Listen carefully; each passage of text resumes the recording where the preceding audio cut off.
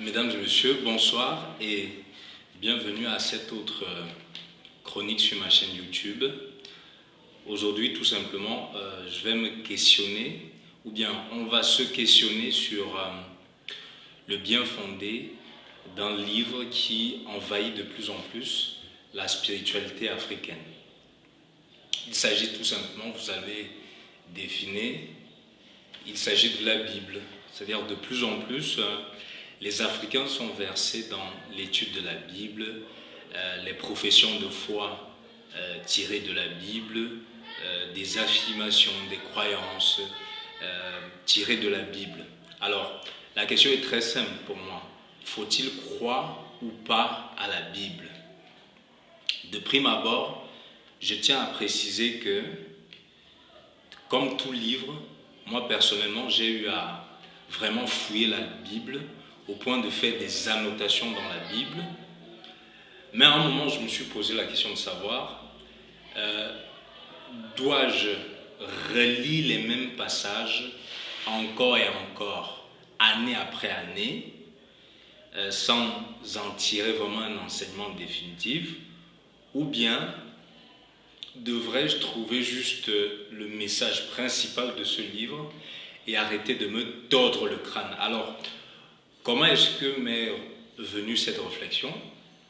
C'est tout simplement que un jour, j'étais en train de lire le livre d'Ecclésiaste qui aura été écrit par le roi Salomon, et à la fin de ses propos, il dit: « Mon fils, trop étudié épuise l'esprit et le corps, retiens une seule chose, crains l'Éternel Dieu. » Et bon, je ne sais pas, je ne connais pas la suite. Donc du coup, comme j'aime bien la sagesse, j'ai dit, voici un homme sage qui est inscrit dans la Bible et qui me dit en fait que ce n'est pas le fait de lire tout le temps, de s'épuiser tout le temps dans la Bible qui est le problème. Il y a quelque chose à retenir. Donc à partir de ce jour, je me suis posé la question, qu'est-ce que je dois retenir de la Bible et puis arrêter de me massacrer le cerveau avec? Alors, première des choses, croire en la Bible ou pas, moi je pense que chacun est libre. Moi je crois en la Bible si ça peut m'apporter une solution pour améliorer ma condition. Mais si ça ne peut pas m'apporter une solution pour améliorer ma condition, je ne vois pas quel est vraiment le rôle de croire. Parce qu'il faut savoir une chose, c'est que la plupart des gens qui mettent leur foi en la Bible, dans les religions chrétiennes et révélées, en fait, ils sont motivés par une seule émotion qui est la peur de brûler en enfer. Je suis sûr que si, à un moment donné, la peur de l'enfer n'existait pas dans cette affaire de Bible, il y a bon nombre de gens qui ne seraient pas tellement attachés à ce livre. C'est vrai qu'il y a ceux qui y vont peut-être pour chercher un éclairage spirituel, pour avoir de la connaissance, pour avoir de la sagesse, pour être éclairé, pour acquérir de la connaissance. C'est vrai aussi qu'il y a ceux qui y vont, peut-être parce qu'ils espèrent une récompense spirituelle, matérielle, venant de Dieu. Chacun a ses raisons. Moi, personnellement, au départ, quand j'allais dans la Bible, c'était pour trouver, par exemple, des miracles spirituels. Des miracles. Quand je n'ai pas eu ces miracles, je me suis dit, mais bon, peut-être que ce n'est pas un livre de miracles. Alors, deuxième approche, j'ai compris que autant mieux trouver la sagesse, plus que la même Bible demande de demander la sagesse, l'intelligence, plus que toute autre chose. Donc, pour moi, la Bible reste un livre de sagesse et un livre de leadership. Ça dépend de l'angle dans lequel on lit ce livre-là. Alors donc, croire en la Bible ou pas, pour moi, personnellement, je ne conseille à personne soit de croire ou de ne pas croire en la Bible. Si vous êtes heureux en croyant en ce livre, tant mieux pour vous. Si vous trouvez des solutions à vos questions, à vos problèmes, à votre existence dans ce livre-là, c'est tant mieux pour vous. Mais si pour vous ça devient du folklore ou bien un livre mort qui n'a pas de pouvoir, pourquoi vous casser la tête dans ça, trouver ce qui marche pour vous, tout simplement. Donc pour moi, la Bible, c'est un livre de sagesse et de leadership. Je le dis pourquoi? Parce que moi, particulièrement, il y a un livre que j'aime beaucoup dans la Bible, c'est le livre des sagesses. C'est le livre je sais pas moi quoi. C'est le livre, soi-disant, ayant été écrit par Salomon, Ecclésiaste, Proverbes et tout ça. Donc voilà les livres qui me plaisent dans la Bible. Maintenant, le reste sur le récit de Jésus, ce qui m'intéresse, c'est une parabole qu'il aurait prononcée et qui peut s'avérer être une vérité dans la vie réelle. Par exemple, c'est-à-dire, par exemple, lorsque il parle, par exemple, de la parabole des talents, j'ai envie de comprendre ça à fond.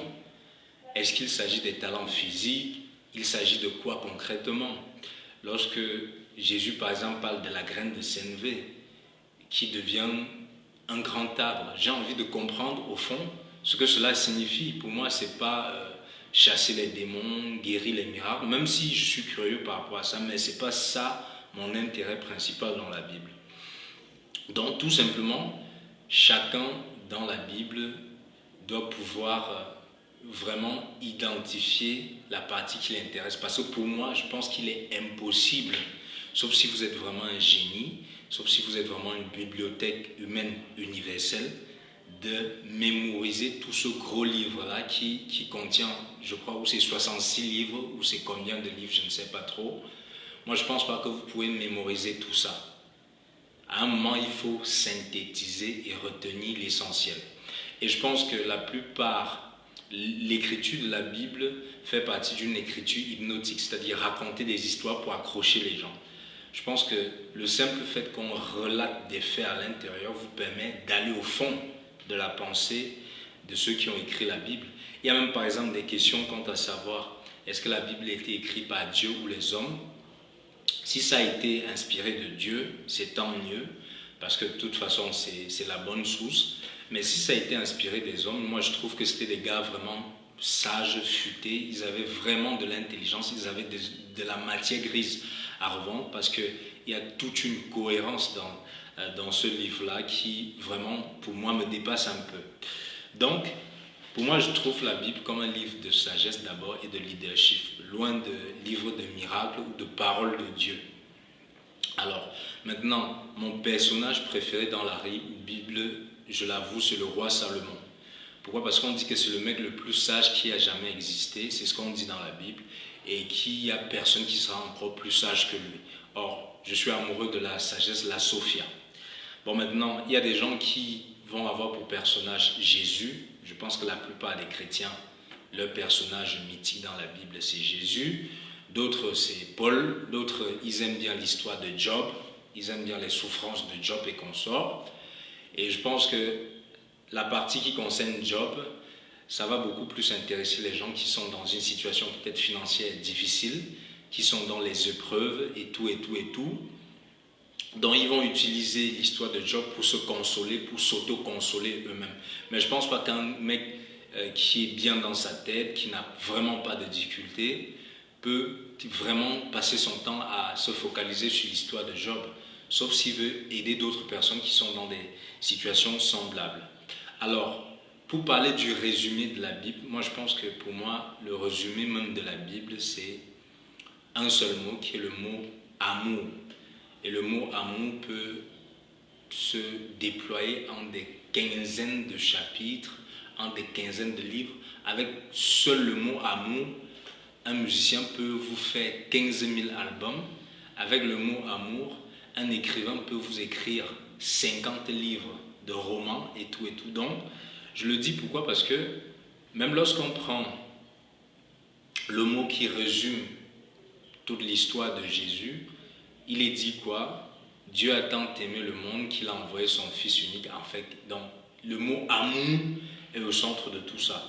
Et je pense que même si on examine les actes de ce Dieu qui est décrit dans la Bible, je pense que ce sont des actes, même si parfois on voit de la fureur, de la vengeance et tout, je pense que tout ça c'est motivé à la base par l'amour.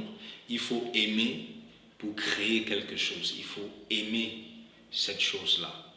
Et je pense que dans la Bible aussi, il y a l'un des auteurs de la Bible qui dit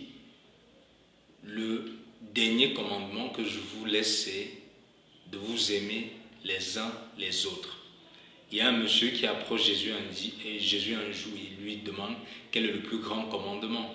Il lui dit, tu aimeras le Seigneur ton Dieu de toutes tes forces et patati patata, et tu aimeras le prochain comme toi-même. Donc, le fil directeur de tout ça, c'est le mot amour. Un autre a dit, à la fin, il restera 3 choses, je ne sais pas trop. Et il a dit, je pense qu'il a parlé de l'espérance, il a parlé de la foi, je pense, et il a aussi parlé de l'amour, et il dit que l'amour est plus grand que tout ça. Le même auteur a dit, si à la fin je prophétise en langue, si je faisais des dons, si je faisais ceci et cela, si je n'avais pas l'amour, c'est que je suis rien. Donc, je pense qu'en filigrane, le résumé de toute la Bible, c'est le mot amour. Et un autre a dit, je ne sais pas, personne ne peut dire qu'il aime Dieu qu'il ne voit pas, s'il n'aime pas son prochain qu'il voit. Dans tout ça, et il dit aussi, quelqu'un ne peut dire que l'amour de Dieu demeure en lui s'il hait son prochain. Ok, donc, le résumé de la Bible pour moi, c'est le mot amour. Alors, est-ce qu'il faut lire la Bible éternellement? Pour moi, je pense que c'est automate, excusez-moi le thème, c'est un peu bête que de relire ce livre-là intégralement, tout le temps, venir relire les mêmes versets tout le temps. Bon, je comprends qu'il y a ceux qui ont un cerveau plus avancé que d'autres pour vite saisir les choses. Il y a ceux qui ont un cerveau peut-être un peu moyen, qui comprennent les choses un peu relativement vite, et d'autres qui doivent prendre du temps pour comprendre les choses. Mais si tu relis le même verset pendant 5 ans et tu ne comprends pas quelque chose, c'est qu'il y a un problème. Soit tu te formates tout le temps pour ne rien comprendre, soit il y a un problème. Mais par contre, moi je trouve que la meilleure façon de lire la Bible, c'est que tu te verses vraiment dans ce truc, tu le lis à fond, tu fais tes fiches, tes résumés.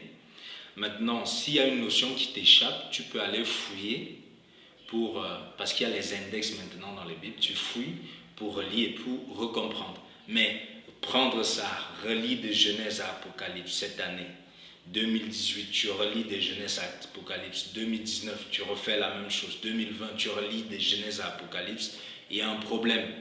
Par exemple, dans l'Ancien Testament, ce que j'ai retenu, c'est que tu as un peuple rebelle qui passe le temps à énerver Dieu, c'est-à-dire qu'ils vont désobéir à la loi de Dieu telle qu'il est dit, ils vont construire des idoles avec de l'or, ils vont adorer le veau d'or, Dieu va s'énerver, Dieu va descendre, il va les chicoter correctement. Après, les gars vont se repentir, ils vont pleurer, Dieu va dire, ok, j'ai écouté vos pleurs, mais si vous me promettez de m'obéir, je vais cesser vos souffrances. Les gars, ils vont se repentir, Dieu va refaire les choses normalement, ils vont être heureux pendant un certain temps. Il y aura toujours soit un autre roi ou un autre prophète ou bien un autre citoyen qui va venir après, qui va encore foutre du bordel, ramener les idoles, la désobéissance. Le cycle va recommencer, c'est-à-dire énervement de Dieu, punition, repentance, restauration, et le cycle recommence, ainsi de suite, ainsi de suite. Et ça me rappelle aussi ce phénomène qu'on observe beaucoup plus dans les églises réveillées, où tu vois un mec, il se repent tous les jours, il se fait délivrer des démons tous les jours, il se fait posséder tous les jours, ça recommence, c'est les mêmes trucs. C'est les mêmes trucs. Donc, lis éternellement la Bible, oui, mais dans le cas où tu as fini de résumer ce livre-là, et tu y vas maintenant pour trouver des notions bien précises. Tu fais des recherches ciblées. Mais si tu relis ça entièrement tout le temps, ça devient automate. Quelque part, ça t'abrutit. Par exemple, je ne dis pas aux gens de ne pas aller à l'église. C'est très bon d'être en communauté, mais si on va refaire les mêmes folklore tous les jours, ça devient religieux, ça devient automate. Maintenant, autre chose qui me rend un peu distant de ce livre, c'est que la plupart du temps, tous ceux qui citent la Bible posent souvent des actes qui vraiment laissent à désirer. Et je me suis rendu compte que quand tu te réclames, quand tu dis que tu crois en Dieu, quand tu parles de la Bible, quand tu parles des églises, généralement, d'office, tu es marginalisé de la société. C'est-à-dire, toi-même, tu te mets déjà en jugement, sans le vouloir. Parce que chaque fois que tu vas poser un acte qui est humainement possible, comme te mettre en colère, insulter quelqu'un, t'énerver, je sais pas, poser des actes même de revanche, les gens vont te dire, n'oublie pas que c'est vous qui allez à l'église. Donc, pour moi, s'enfermer dans ça, c'est se condamner soi-même. Et c'est se marginaliser de la société. Alors, autre chose, les croyants qui professent des actes bibliques, généralement, lorsqu'on observe parfois des écarts de comportement dans la société, ça nous décourage un peu de croire en ce livre-là. Mais je trouve que c'est un très bon livre. L'autre limite et l'autre chose que je n'accepte pas, c'est un peu comme si on a enfermé Dieu dans un livre. Dès qu'on l'ouvre, Dieu existe, il vit, mais dès qu'on ferme le livre, Dieu n'existe plus. Or, il y a un élément très crucial qui est la nature. Et je pense que même l'apôtre Paul dans cette Bible dit, la nature ne vous enseigne-t-elle pas? Donc c'est pour dire qu'à un moment, même la nature peut nous enseigner et nous révéler des choses qui forcément ne sont pas inscrites dans la Bible. Par exemple, j'entends souvent des gens faire des amalgames du genre « un chrétien ne doit pas être polygame ». Pourtant, quand j'ai lu Ésaïe, où c'est 4:1, on dit qu'à une certaine période, 7 femmes vont courir après un seul homme et lui dire « s'il te plaît, on veut juste porter ton nom. On ne veut même pas que tu nous donnes à manger ou que tu nous donnes de quoi nous vêtir. Nous-mêmes, on va se procurer de ça, mais tout ce qu'on veut, c'est que tu essuies notre opprobre en nous permettant de porter ton nom. » Donc, il y a des gens qui disent « non, un chrétien ne doit pas être polygame ». Et j'ai tout mis au défi les gens de me citer un passage, par exemple, biblique, qui dit, par exemple, que la polygamie est interdite. Et on sait que dans l'Ancien Testament, par exemple, tous les patriarches là, c'était des gars polygames, que ce soit David, que ce soit Salomon, que ce soit Abraham lui-même. C'est des polygames, c'est des gens qui ont connu plus d'une femme dans leur vie. Ce que je reconnais, c'est que dans ce livre-là, on dit que tous ceux qui font profession de servir Dieu, ce qu'on appelle les hommes de Dieu, doivent être mariés d'une seule femme. Pourquoi? Pour être concentrés dans ce qu'ils ont à faire. Parce que c'est un truc sérieux. Bon, je n'ai vu nulle part où on dit c'est interdit à un homme d'avoir plusieurs femmes. Bibliquement, je ne sais pas, ça n'existe pas. Donc, voilà par exemple l'une des choses que j'ai contre ceux qui professent la Bible. Donc pour moi, à la fin, la réponse à la question faut-il croire en la Bible ou pas, je dis ça dépend. Si vous trouvez des solutions adaptées à vos problèmes dans la Bible, mon Dieu, versez-vous à l'intérieur. Pour moi, ce qui m'intéresse, c'est la formule qui gagne. Mais si vous ne trouvez pas de solution, mais essayez autre chose qui marche. Si c'est dans la tradition, si c'est dans les crânes, si c'est, je sais pas moi quoi, dans le développement personnel, dans l'islam ou quoi, que vous trouvez la solution à vos problèmes, tant mieux. Il faut retenir un seul mot. Moi, je pense que toute religion qui ne prône pas des vertus telles que l'amour, la tolérance, le pardon, je sais pas moi quoi, la vie et tout, pour moi, c'est pas une vraie religion ça. Ok, donc d'ici à là, lisons bien nos Bibles, nos Corans et nos livres bouddhiques, ou bien pratiquons bien nos traditions et en toute chose, sachons tirer ce qui est utile et ce qui nous est utile tout simplement. C'était Eric Martial Boujeka, on se retrouve prochainement pour une autre chronique. D'ici à là, portez-vous très bien.